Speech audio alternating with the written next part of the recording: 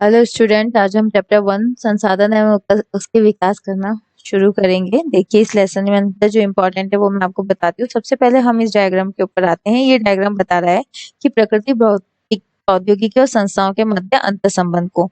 यहाँ पे हमने ट्रायंगल से ये प्रदर्शित किया है कि जो हमारा मानव है वो इन तीनों से संबंधित है। प्रौद्योगिकी यानी आपकी तकनीक, तकनीकों का मानव यूज करता है। संस्था यानी आपकी समाज, जो समाज में कितनी भी संस्थाएं या फिर समाज है, अलग अलग समूह है, उनसे भी मानव अंतर संबंधित है। और दूसरा भौतिक पर्यावरण, भौतिक पर्यावरण में तो मानव रहता है, यानी जो आपका हम मानव है, ये पूरा तीनों इन क्रियाओं से संबंधित है। नेक्स्ट आपका ये रेखा चित्र आता है जो कि आपके पॉइंट ऑफ एग्जाम के पॉइंट ऑफ व्यू से बहुत बहुत ज्यादा इंपॉर्टेंट है। पहला है संसाधन। संसाधन को कितने भागों में बांटा गया है? दो भागों में। पहला है आपका प्राकृतिक संसाधन, ऐसे संसाधन जो हमें प्रकृति से प्राप्त होते हैं। दूसरा है आपका मानवीय संसाधन, यानी मानव स्वयं एक संसाधन है।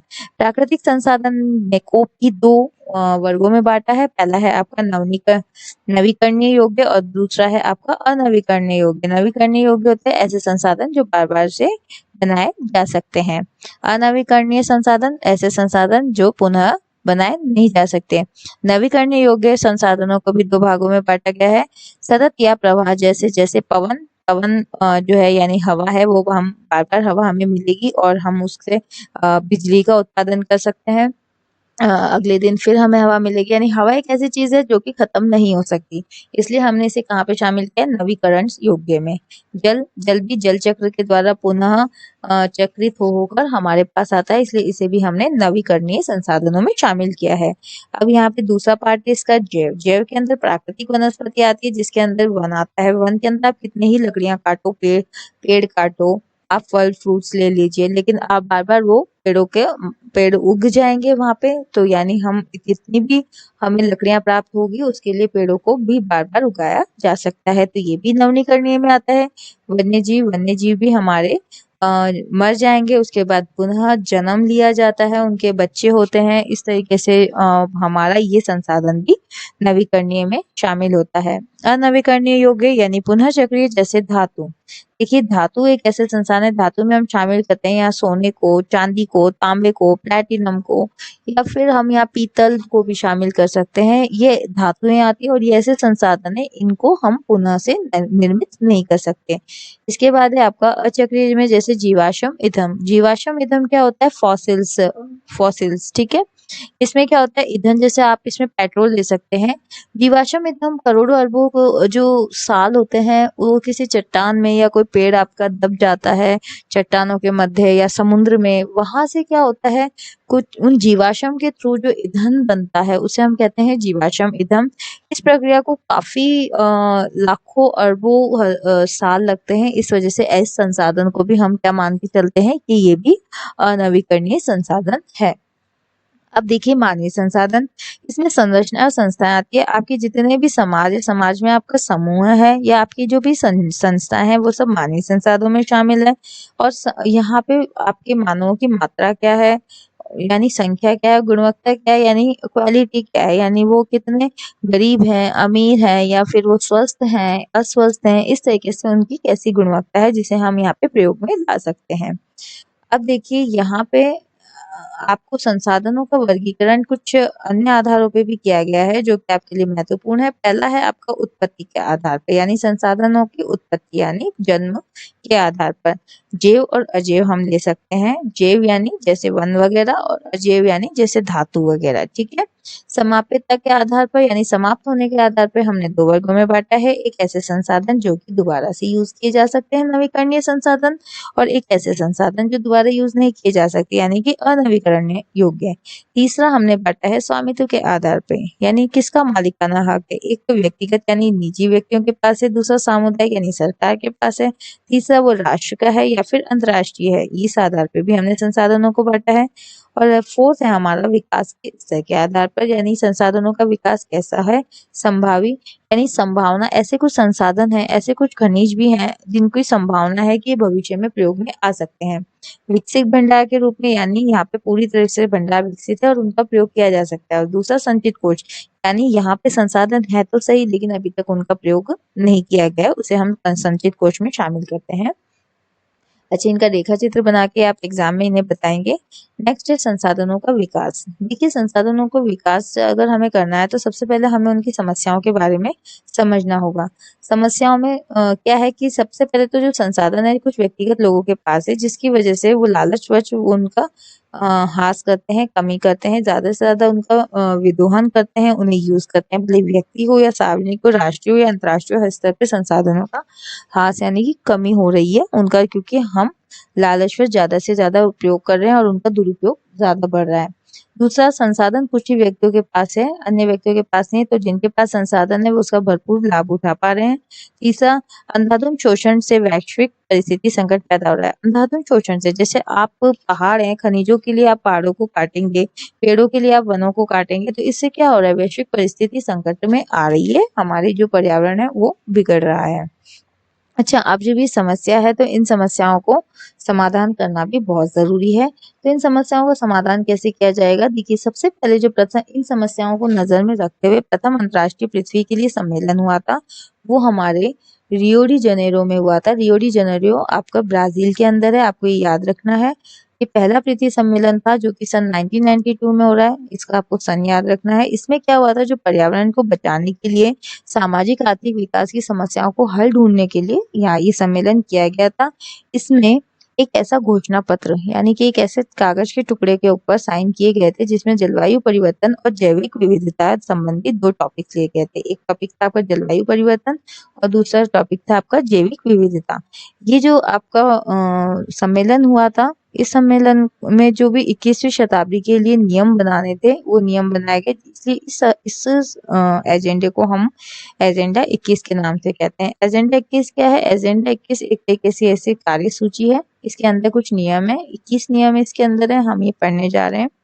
देखिए, सबसे पहले तो इसका फुल फॉर्म आप याद कर लीजिए, UNCED यानी कि संयुक्त राष्ट्र पर्यावरण और विकास सम्मेलन। इसके अंतर्गत राष्ट्र के जो अध्यक्ष होते हैं, जैसे भारत का राष्ट्र अध्यक्ष कौन है? प्रधान, हमारा PM और हमारे राष्ट्रपति।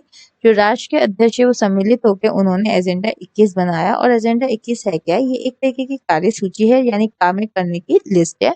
और ये काम किस उद्देश्य से निर्धारित किए गए हैं? इन कामों का उद्देश्य है कि समान हितों, पारस्परिक आवश्यकताओं, सम्मिलित जिम्मेदारियों के अनुसार जो विश्व सहयोग के द्वारा पर्यावरण की जो हमें क्षति हो रही है, यानी कुल मिला के हम कहेंगे कि इसका उद्देश्य है कि जो पर्यावरण की क्षति हो रही है, जो गरीबी है और जो रोग है, इनका निपटान करना, इनको दूर करना।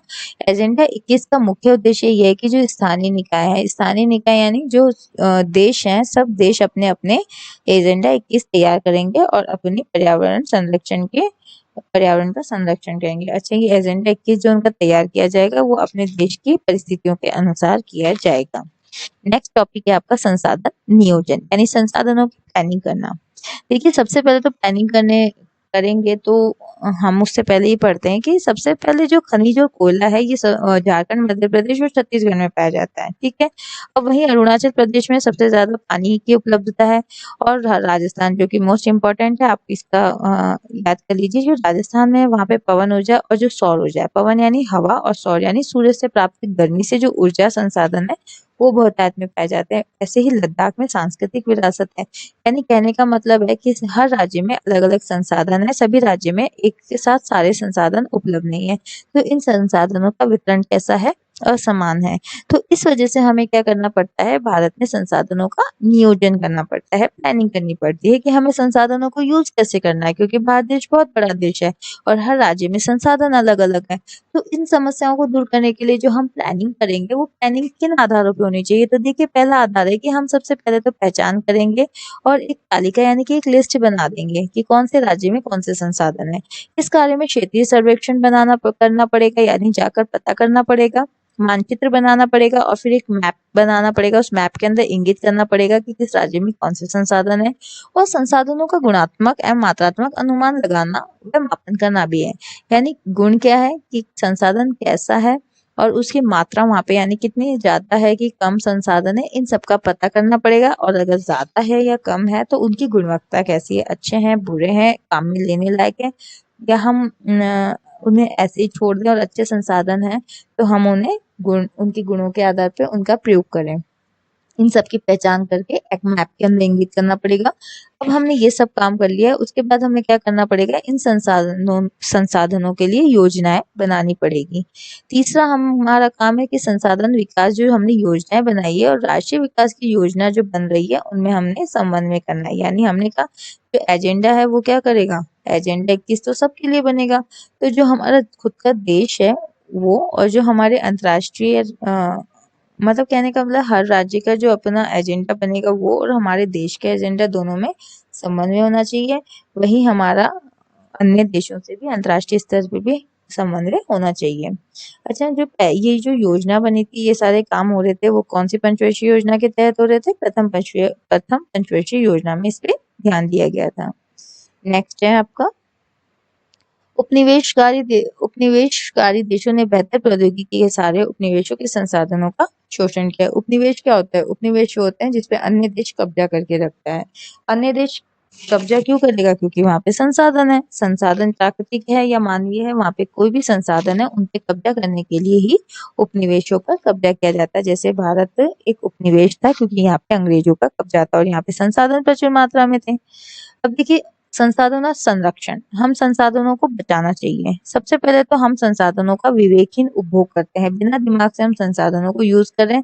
हम संसाधनों को पृथ्वी से निकाल लेते हैं या वनों से प्राप्त कर लेते हैं, लेकिन वो संसाधन हम काम में भी नहीं लेते तो वो व्यर्थ जाते हैं। ये विवेकहीन उपभोग है और अति उपयोग है। या फिर हम लालच के अनुसार ज्यादा से ज्यादा संसाधनों का प्रयोग करते हैं। तो हमें इनके संरक्षण के लिए इन दो चीजों को कम करना पड़ेगा। अब देखिए अंतर्राष्ट्रीय स्तर पर व्यवस्थित तरीके से संसाधन संरक्षण की वकालत कब की गई थी, 1968 में क्लब ऑफ रोम ने की थी। आप ये देख के चलिए कि ये क्या है, संसाधन का संरक्षण, यानी संसाधनों को बचाने की जो पहल थी वो 1968 में रोम में क्लब ऑफ रोम में की गई थी। 1987 में ब्रिटेन यहाँ पे ब्रूंडेटलैंड आयोग रिपोर्ट द्वारा वैश्विक स्तर पर संसाधन संरक्षण में मूलाधार योगदान दिया गया। सतत पोषणीय विकास, आपका ये एग्जाम में नहीं आता है, ये वाली चीज आपके एग्जाम में ये वाली चीज भी नहीं आती है। आपका आता है कि आपका आएगा कि सतत पोषणीय विकास किसे कहते हैं, जो मैं आपको पहले करा चुकी हूँ। ये रिपोर्ट बाद में हमारा साझा भविष्य शीर्षक के अंतर्गत, इसको अंडरलाइन कीजिए, सतत पोषणीय विकास की संकल्पना प्रस्तुत की गई।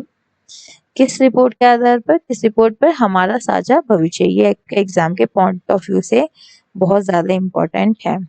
इस शीर्ष टॉपिक है आपका भू संसाधन, यानी भूमि को एक संसाधन के रूप में लिया है। इसके बारे में हम पढ़ते हैं कि देखिए 43% भू क्षेत्र हमारा मैदान है। सबसे पहले तो हम ये मान के चलते हैं कि मैदानी जो भाग है हमारे पास वो 43% है, और जो पर्वतीय क्षेत्र है वो हमारा 30% है। इसी तरीके से जो पठारी क्षेत्र, पर्वत और पठार में फर्क है, पठारी क्षेत्र हमारा 27% है। देखिए पर्वत इस तरीके का क्षेत्र होता है, ठीक है, जो कि हिमाचल या फिर उत्तर की दिशा में पाया जा रहा है। आपके पूर्व और उत्तर में पर्वतीय प्रदेश पाया जाता है, और पठारी आपके इस तरीके से थोड़ा सा दक्षिण की ओर आता है। ये आपका पठारी क्षेत्र बोलते हैं, इंग्लिश में से प्लेट्यू कहते हैं। जहाँ पे ये जो आपका हिस्सा होता है ऊपर का, यहाँ पे खेती बाड़ी की जाती है। एक पहाड़ होता है जिसको ऊंचाई पे होता है, और यहाँ पे एक समतल भूमि होती है जिसपे लोग निवास करते हैं। इसे हम कहते हैं पठारी क्षेत्र। ये हमारे 27% है। आगे चलते हैं, आपको यहाँ पे चित्र द्वारा समझाया गया है कि देखिए मैदान ये 43% है, और आपका पर्वत यहाँ पे 30% है, और आपका पठार यहाँ पे 27%, यानी सबसे कम संख्या हमारे पठारों की, सबसे अधिक संख्या हमारे मैदानों की है। मैदान है यानी कि यहाँ सबसे ज्यादा कृषि की जाती है, और अगर मैदानी भाग है, कृषि हो रही है, तो जनसंख्या भी सर्वाधिक यहीं पाई जाएगी। अब देखिए भू उपयोग, ये सभी जानते हैं कि भूमि का क्या क्या उपयोग है। सबसे पहले तो वनों के लिए, कृषि के लिए अनुपलब्ध भूमि। देखिए भू संसाधनों का उपयोग निम्नलिखित उद्देश्यों से किया जा सकता है। हमें भू संसाधन का प्रयोग क्यों करना है, वनों के लिए, और जो कृषि के लिए अनुपलब्ध भूमि है, जैसे बंजर तथा कृषि अयोग्य भूमि, यानी हम मान के चलते हैं बंजर या फिर ऐसी भूमि जहाँ पे कृषि नहीं की जा सकती। गैर कृषि प्रयोजनों में लगाई गई भूमि, या फिर जहाँ पे गैर कृषि प्रयोजन, यानी कृषि तो की जा सकती है लेकिन वहाँ कृषि नहीं हो रही है क्योंकि वहाँ पे इमारतें, सड़कें और उद्योग बन चुके हैं। ऐसी भूमि को हम कहते हैं कृषि के लिए अनुपलब्ध भूमि, यानी भूमि तो है लेकिन कृषि के लिए उपलब्ध नहीं है। इसमें दो शामिल है, एक तो बंजर और दूसरा गैर कृषि। तीसरा है आपका प्रति भूमि के अतिरिक्त अन्य कृषि अयोग्य भूमि, यानी प्रति भूमि तो है ही, इसके अतिरिक्त कृषि अयोग्य भूमि भी कौन सी है, स्थायी चरगाहें तथा अन्य गोचर भूमि, यानी जहाँ पे लगातार चराई होती है ऐसी जो भूमि है वहाँ पे कृषि संभव नहीं है। विविध वृक्षों, वृक्ष फसलों तथा उपवनों के अधीन भूमि जो शुद्ध बोए गए क्षेत्र में शामिल नहीं है, यानी जो आपके अलग अलग जगह पेड़ लग रहे हैं, वृक्ष लग रहे हैं या उपवन यानी गार्डन्स हैं, ऐसी भूमि भी कृषि योग्य नहीं है, क्योंकि गार्डन में तो कृषि नहीं कर सकते हैं। कृषि योग्य बंजर भूमि जहाँ 5 से अधिक वर्षों से खेती न की गई हो, यानी एक ऐसी भूमि जो बंजर भूमि तो नहीं है पूरी तरीके से, लेकिन हम ये कहते हैं कि यहाँ पे 5 से अधिक वर्षों से खेती नहीं हो रही है, तो ऐसी भूमि को हम यहाँ पे कृषि योग्य बंजर भूमि कहते हैं। परती भूमि, वर्तमान परती जहाँ एक कृषि वर्ष या उससे कम समय में खेती न की गई हो, यानी कि एक कृषि वर्ष, एक कृषि यानी एक साल में या फिर उससे कम समय में खेती नहीं हो रही है, ऐसी भूमि को हम कहेंगे वर्तमान परती। और वर्तमान परती भूमि के अतिरिक्त अन्य परती भूमि यानी कि पुरातन परती, इसे क्या कहेंगे, जहाँ 1 से 5 कृषि वर्ष में खेती न की गई हो, यानी जो देखिए एक, ये आपके लिए एग्जाम के पॉइंट ऑफ व्यू से बहुत इंपॉर्टेंट है। वर्तमान परती क्या होता है? वर्तमान परती है जहाँ पे 1 साल या 1 से कम समय के लिए खेती नहीं कर रहे, वो वर्तमान परती कहलाती है। पुरातन परती जहाँ 1 से 5 वर्ष तक खेती नहीं की जा रही है, वो आपकी पुरातन यानी पुरानी परती कहलाती है। शुद्ध निवल बोया गया क्षेत्र वह भूमि जिस पर फसलें उगाई व काटी जाती है, वह शुद्ध बोया गया क्षेत्र कहलाता है। यानी आपका जो शुद्ध बोया गया क्षेत्र क्या है, कहने का मतलब है जहाँ कृषि की जाती है। आप कृषि कर रहे हैं तो जाहिर सी बात है वहां पे हम फसलें उगाएंगे भी और काटेंगे भी, उसे हम यहाँ पे क्या कह रहे हैं, शुद्ध बोया गया क्षेत्र, यानी हम अपनी भाषा में कह सकते हैं कृषि भूमि। एक कृषि वर्ष में एक बार से अधिक बोए गए क्षेत्र को शुद्ध बोए गए क्षेत्र में जोड़ दिया जाए तो आपके पास सकल कृषि क्षेत्र आ जाता है। हम आसान भाषा में समझे तो जो हम मिश्रित खेती करते हैं उसको अगर हम कृषि में शामिल कर देते हैं, एक आता है आपका कृषि, सिर्फ यहाँ पे कृषि हो रही है, यहाँ पे फसलें उगाई जा रही है, फसलें बोई जा रही है, यानी जो आपका कहने का मतलब है ये कृषि भूमि है, इसे हम क्या मान के चल रहे हैं, शुद्ध बोया गया क्षेत्र।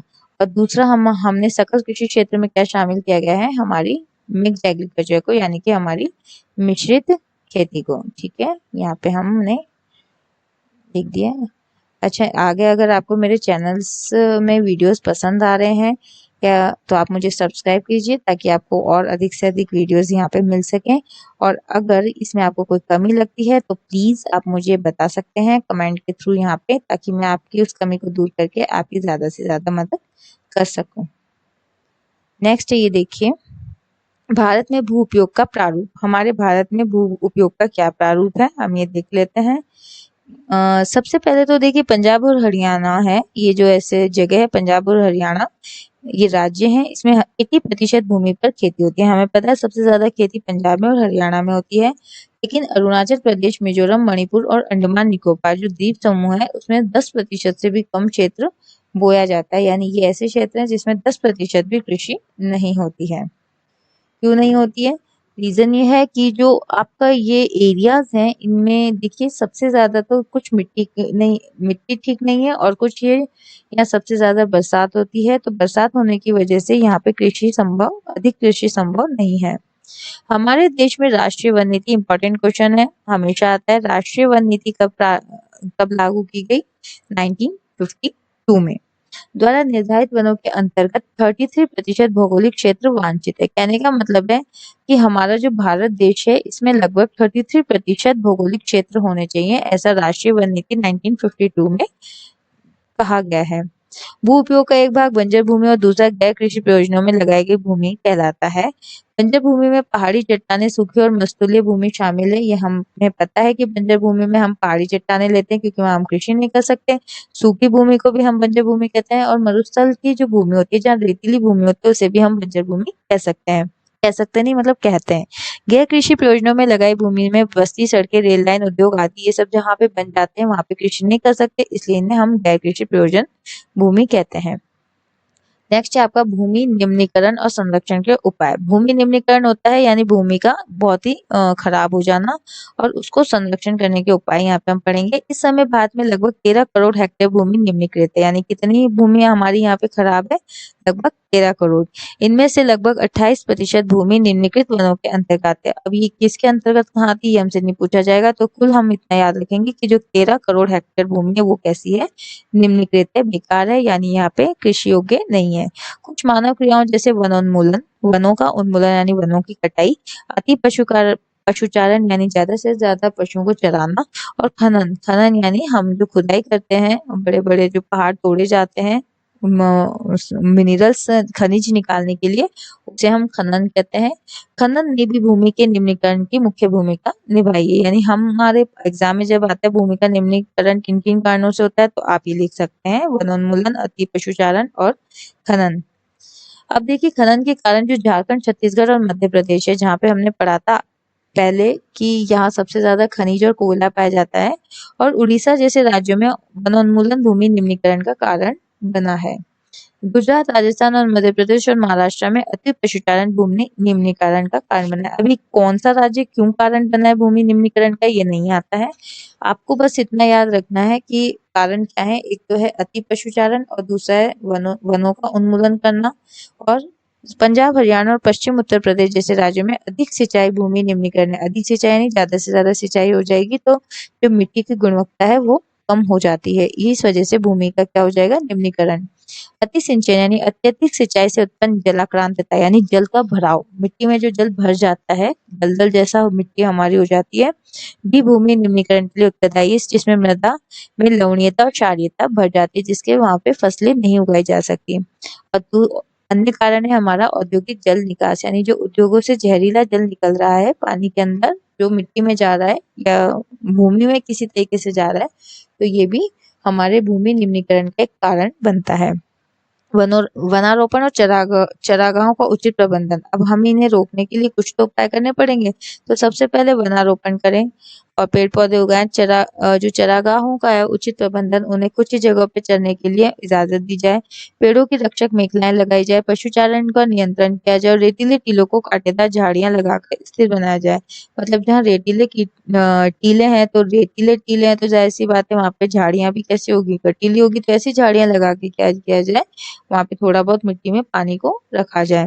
बंजर भूमि के उचित प्रबंधन, खनन नियंत्रण और औद्योगिक जल का परिष्करण यानी औद्योगिक जल का परिष्करण यानी उसको परिष्कृत फिल्टर करना। इसके पश्चात विसर्जित करके जल और भूमि प्रदूषण को हम कम कर सकते हैं। यानी कि आपके यहाँ दो क्वेश्चन बनते हैं, पहला तो भूमि निम्नीकरण के कारण बताइए और दूसरा भूमि निम्नीकरण को दूर करने के उपाय बताइए। दोनों मैंने आपको यहाँ टिक करा दिए हैं। नेक्स्ट भूमि का हमारा हो गया। हम नेक्स्ट टॉपिक पढ़ते हैं मृदा का संसाधन। मृदा जो एक संसाधन है, मृदा यानी मिट्टी। मृदा बनने की प्रक्रिया में उच्चावच जनक शैल और संस्था शैल, जलवायु, वनस्पति और अन्य जैव पदार्थों समय मुख्य कारक हैं। मतलब ये सब मिट्टी की बनने की आपको प्रोसेस बताई गई है कि इस तरीके से मृदा बनती है। प्रकृति के अनेकों तत्व जैसे तापमान में परिवर्तन होता है, बहते जल की क्रिया है, पवन है, हिम नदी है और अपघटन की क्रिया आदि मृदा बनने की प्रक्रिया में योगदान देती है। आपको आगे जाके और भी कुछ चीजें दी गई है जो कि मृदा को बनने में योगदान दे रही है। मृदा में होने वाले रासायनिक और जैविक परिवर्तन भी महत्वपूर्ण है। इसके साथ साथ जो मृदा में रासायनिक और जैविक परिवर्तन हो रहे हैं वो भी मृदा को बनने में सहायता करते हैं। मृदा का जो जैव है, जिसे हम ह्यूमस कहते हैं, और अजैव दोनों प्रकार के पदार्थों से बनती है। यानी कहने का मतलब है हमारी मृदा बन चुकी है, दो पदार्थ, उसमें दो तरह के पदार्थ पाए जाते हैं, एक तो जैव और दूसरा अजैव। मृदा के बारे में लिखिए, आपसे पूछा जा सकता है। इस डायग्राम को देखिए, सबसे ऊपर है आपका मृदा संस्तर की मृदा, जो हमें कणों के रूप में दिखती है। ऊपर भूमि पे जो मृदा मिट्टी दिखती है वो ये है। उपमृदा अपक्षय चट्टाने, बालूगाद, सिल्ट व मृतिका। ये जो उससे नीचे जब हम थोड़ा सा जमीन में खड्डा खोदते हैं तो हम देखते हैं थोड़े बहुत कंकड़ पत्थर आते हैं, वो इस स्तर की मृदा है। अधः स्तरीय अपक्षय आधारित चट्टाने, और हम और ज्यादा नीचे खुदाई करते हैं, काफी नीचे तक खुदाई करते हैं तो हमें क्या मिल जाएगी, मृदा में चट्टाने मिलेगी, अपक्षय रहित आधारित चट्टाने। और सबसे लास्ट में जाके हमको इस तरीके की चट्टाने मिलेगी। यानी ये मृदा का वर्गीकरण किया हुआ है। एग्जाम में ये वर्गीकरण नहीं आता है। एक वर्गीकरण आपका इस तरीके से आएगा कि मृदाओं का वर्गीकरण किया गया है। टाइप्स ऑफ मृदा भी बोल सकते हैं कि मृदा के प्रकार बताइए, तो ये डेफिनेटली आएगा। पहला है आपका जलोढ़ मृदा, जो कि सबसे इंपॉर्टेंट है। जलोढ़ मृदा सबसे महत्वपूर्ण मृदा है, जो कि सिंधु, गंगा और ब्रह्मपुत्र। अच्छा, इसमें अगर आपसे ये जो मैं करा रही हूँ इसे आप पॉइंट्स में लिखिए, क्योंकि आपके यहाँ पे बिल्कुल लघुरात्मक में क्वेश्चन पूछा जाता है। सिंधु, गंगा और ब्रह्मपुत्र नदियों के द्वारा इस मृदा का जमाव होता है। ऐसी मृदा आपको कौन से राज्य में मिलती है? राजस्थान और गुजरात में मिलती है। इसके साथ ही महानदी, गोदावरी, कृष्णा और कावेरी नदियां भी जो डेल्टा बनाती है, वहां पे आपको जलोढ़ मृदा मिलती है। अच्छा, ये होती कैसी है? कणों के आकार या घटकों के अलावा मृदाओं की पहचान उनकी आयु से होती है। हम मृदा की पहचान जो करते हैं इन कारणों से इन तरीकों से करते हैं। एक तो मृदा के कणों का आकार क्या है, मोटा आकार है, बारीक आकार है, और दूसरा घटक कैसे हैं, तीसरा मृदा की आयु कैसे, इनमें हम मृदा को वर्गीकरण करते हैं। अब देखिए, जलोढ़ मृदा में भी हमने मृदा को दो भागों में बांटा है, इम्पोर्टेंट है। पहला है पुराना जलोढ़, जो कि आप पढ़ के आए, जिसे हम बांगर कहते हैं। नया जलोढ़, जिसे कि हम खादर के नाम से कहते हैं। बांगर मृदा में क्या पाया जाता है? जो बांगर मृदा यानी पुरानी मृदा है, उसमें कंकड़ ग्रंथियों की मात्रा ज्यादा होती है, यानी कंकड़ ज्यादा होते हैं। और खादर मृदा में क्या होते हैं? कंकड़ तो होंगे लेकिन बहुत महीन कण में होंगे, क्योंकि ये भी नई बनी है। इसके साथ ही पोटाश, फास्फोरस और चूना युक्त होती है, जो इनकी गन्ने, चावल और अच्छा, किन किन फसलों के लिए उपयोगी है जलोढ़ मृदा? गन्ने, चावल और गेहूं, क्योंकि इसमें क्या पाया जाता है? पोटाश, फास्फोरस और चूना युक्त। अच्छा, जलोढ़ मृदा से हम गहन कृषि भी की जा सकती है, नहीं करते हैं। ये जलोढ़ मृदा के कुछ पॉइंट्स थे जो आपको लिख लेने हैं। नेक्स्ट आ जाइए काली मृदा। काली मृदा है तो जाहिर सी बात इसका रंग काला होगा। इसे रेगड़ मृदाएं भी कहते हैं, ये दूसरा पॉइंट है। ये किसकी खेती के लिए काम में आती है? ये कपास की खेती यानी कि कॉटन की खेती के काम में आती है, इसलिए हम इसे काली कपास मृदा के नाम से भी जानते हैं। कपास के लिए सर्वोत्तम मृदा है, ठीक है। दक्कन पठार और बैसाल्ट क्षेत्र के उत्तरी पश्चिमी भागों में पाई जाती है। इसके साथ ही महाराष्ट्र, सौराष्ट्र, मालवा, मध्य प्रदेश और छत्तीसगढ़ के पठारों पर भी ये पाई जाती है। ये जो आपके राज्य हैं, इनके 3-4 राज्यों के आपको नाम याद रखने हैं। और ये देखिए, यहाँ पे काली मृदा काले रंग में दिखाई गई है, जो कि आपको यहाँ नजर आ रही है, जो कि कपास की खेती के लिए बहुत अच्छी मृदा है। इसके साथ ही हम काली मृदा में बहुत महीन कण अर्थात मृत्तिका से बनी होती है। हम देख ही रहे हैं, बहुत बारीक कण होते हैं, वैसे मृत पड़े हुए सेल्स की जैसी ये है। कैल्शियम कार्बोनेट, मैग्नीशियम, पोटाश और चूने जैसे पोषक तत्वों से ये भरी पूरी होती है। गर्म और शुष्क मौसम में इन मृदाओं में गहरी दरारें पड़ जाती है। जैसे आप देख रहे हैं कि गर्मी के मौसम में क्या होगा, इनमें ऐसी दरारें पड़ जाएगी, लेकिन पानी डालती ही मृदा वापिस से चिपचिपी हो जाती है। गीली होने पर ये मृदाएं चिपचिपी हो जाएगी। आगे देखिए, तीसरी मृदा है आपकी लाल और पीली मृदा, जैसे कि नाम से क्लियर है, रेतीली मृदा होगी। रवेदार आग्नेय चट्टानों पर कम वर्षा वाले भागों में विकसित हुई है। जैसे हमारे राजस्थान में इस प्रकार की मृदा बहुतायत में पाई जाती है। या तो उसका रंग लाल होगा, या फिर बिल्कुल सूखी जगह जाएंगे तो वहां पे उसका रंग पीला होगा। इन मृदाओं का लाल जो रंग होता है, वो रवेदार आग्नेय और रूपांतरित चट्टानों में जो लौह धातु यानी जो आयरन है, उसके प्रसार के कारण होता है। यानी लाल रंग क्यों होगा? इसका मतलब है कि इस मृदा में आयरन के कण पाए जाते हैं, और इनका पीला रंग इसमें जल योजन के कारण होता है। पीली क्यों होगी? क्योंकि इसमें जल योजन होगा। लैटेराइट मृदा से आपकी लैटेराइट मृदा में उष्णकटिबंधीय तथा उपोष्ण कटिबंधीय जलवायु, उष्ण कटिबंधीय और उपोष्ण यानी जहाँ पे गर्मी और गर्म सर्द दोनों पाई जाती है, ऐसी जलवायु में ये मृदा पाई जाती है। लैटेराइट मृदा का उदाहरण यहाँ पे है, देखिए दिखने में ही कैसी लग रही है, एकदम पानी की कमी वाली। लैटेराइट मृदा अधिकतर गहरी और अम्लीय, यानी जिसका पीएच मान कितना है, यहाँ पे पीएच मान 6 या 6 से ज्यादा होता है। पौधों के पोषक तत्वों की कमी होती है। जाहिर सी बात है, आपको चित्र में क्लियर हो रहा है कि लैटेराइट मृदा में तो पौधों की कमी दिख ही रही है, क्योंकि जहाँ इस मिट्टी में पर्णपाती और सदाबहार वन मिलते हैं, वहाँ इसमें ह्यूमस पर्याप्त मात्रा में पाया जाता है। लेकिन विरल वनस्पति और अर्धशुष्क पर्यावरण में इसमें ह्यूमस की मात्रा कम पाई जाती है। अब देखिए, हम यहाँ से क्लियर है, 2 पार्ट्स में इस मृदा को हम यहाँ से बांट लेते हैं। एक में तो जहाँ पे सबसे ज्यादा मान के चलिए पेड़ पौधे उग रहे हैं, यहाँ तो ह्यूमस की मात्रा अधिक होगी। और एक ये क्षेत्र ऐसा है जहाँ पे ह्यूमस की मात्रा बिल्कुल नहीं होगी, क्योंकि यहाँ पे पेड़ पौधे ही नहीं उगेंगे। आगे देखिए, मृदा संरक्षण की उचित तकनीक अपना कर इन मृदाओं को कर्नाटक, केरल और तमिलनाडु में चाय और कॉफी उगाई जाती है। यानी आपके जो दक्षिण दिशा की साइड है, ऐसे जो आपकी मृदा पाई जाती है, इसमें आपकी चाय, कॉफी वगैरह उगाई जाती है। इसके बाद तमिलनाडु, आंध्र प्रदेश और केरल में लाल लैटेराइट मृदा के ऊपर काजू की फसल उगाई जाती है। ये आपके एग्जाम के पॉइंट ऑफ व्यू से इम्पोर्टेंट है। अब है हमारा मरुस्थली मृदा। मरुस्थली मृदा जो बिल्कुल सूखी मृदा होती है, जहाँ पे पानी का अंश बहुत ही कम पाया जाता है। इसका रंग लाल होता है या भूरा होता है। ये रेतीली और लवणीय यानी नमकीनी होती है। क्योंकि यहाँ पे नमकीनी होती है, तो इसमें पानी तो होता नहीं है, पानी तो वाष्प बन के उड़ जाता है। जो मृदा का लवण है, वो किसके रूप में आ जाता है? नमक के रूप में। तो क्या करते हैं हम इस मृदा में वाष्पीकृत करके खाने का नमक भी बनाते हैं और शुष्क जलवायु और उच्च तापमान के कारण जल वाष्पन दर अधिक होती है। अच्छा, अगर गर्म मौसम है तो क्या होगा, जल वाष्प होने की दर भी अधिक होगी, जल यहाँ से जल्दी जल्दी उड़ेगा और मृदाओं में ह्यूमस और नमी की मात्रा कम होती है। हमें पता है कि इसमें ह्यूमस पेड़ पौधों की मात्रा, मतलब पेड़ पौधों से जो पत्थर लकड़ी यहाँ पे छोटे छोटे पत्तियां होती है उसकी मात्रा और नमी की मात्रा कम होती है। मृदा की सतह के नीचे कैल्शियम की मात्रा बढ़ती जाती है, यानी जैसे जैसे हम मृदा की सतह पे जाएंगे वैसे वैसे कैल्शियम की मात्रा बढ़ती जाएगी और यहीं से हमें चूना पत्थर भी प्राप्त होता है। यह है आपका मरुस्थलीय मृदा। अब देखिए, फिर है आपका वन मृदा। पहाड़ी और पर्वतीय क्षेत्रों में इस प्रकार की मृदा पाई जाती है। नदी घाटियों में ये मृदा दोमट और सिल्टदार होती है, परंतु ऊपरी ढालों पर इनका गठन मोटे कणों का होता है। हिमालय के हिमाच्छादित क्षेत्र में इन मृदाओं का बहुत अपरदन होता है और ये अधिशिलिक, एसिडिक तथा ह्यूमस रहित होती है। सबसे पहले तो नदी घाटियों के जो निचले क्षेत्रों में, विशेषकर नदी सोपान और जलोढ़ पंखों आदि में ये मृदाएं उपजाऊ होती है। यानी ये जो नदियां हैं, यहाँ से आपकी नदियां बहती हुई आ रही है, तो हम कह रहे हैं कि जो ऊपरी ढाल है यहाँ पे तो क्या होता है, इन नदियों का मोटे मोटे कण पाए जाते हैं और जैसे जैसे ये नदी बहती हुई आती है, मृदा साथ में लाती है, तो नीचे की ओर इस मृदा के कण बारीक पाए जाते हैं। अब देखिए, मृदा, अभी तक हमने प्रकार पढ़े हैं मृदा, अब हम पढ़ेंगे मृदा अपरदन और संरक्षण। मृदा अपरदन या क्या होता है, मृदा का कटाव। देखिए, जैसे इस चित्र में आपने देख रहे होंगे अलग अलग तरीके की नालियां बन रही है, तो ऐसे अपरदन को हम क्या कह देते हैं, अवनालिका अपरदन। ऊपर देखिए आपका एक और चित्र है, ये जो मिट्टी है यहाँ से, इस एरिया से नदी के माध्यम से बहती हुई आगे की ओर जा रही है, तो इस ऐसे भी हम क्या कहेंगे, मृदा का अपरदन। मृदा के कटाव के भाव की प्रक्रिया को हम मृदा अपरदन के नाम से जानते हैं। जैसे मृदा अपरदन क्यों होता है, वनोन्मूलन, ज्यादा से ज्यादा पेड़ों को आप काटते हैं, अति पशुचारण करते हैं, या फिर आपने कहीं निर्माण करवाया या खनन कर रहे हैं, ये सब कारण है आपके मृदा अपरदन के। तो आपको इनको याद करना है एग्जाम के लिए।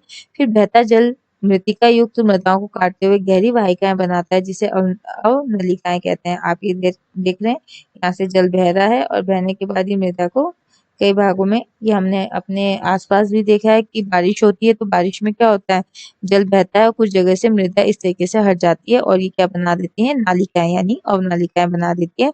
ऐसी भूमि तो जोतने योग्य नहीं रहती, इसे उत्खात भूमि के नाम से जानते हैं।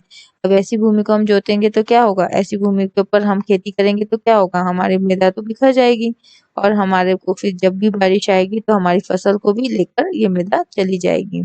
इसलिए इसे हम बेडलैंड के नाम से कहते हैं।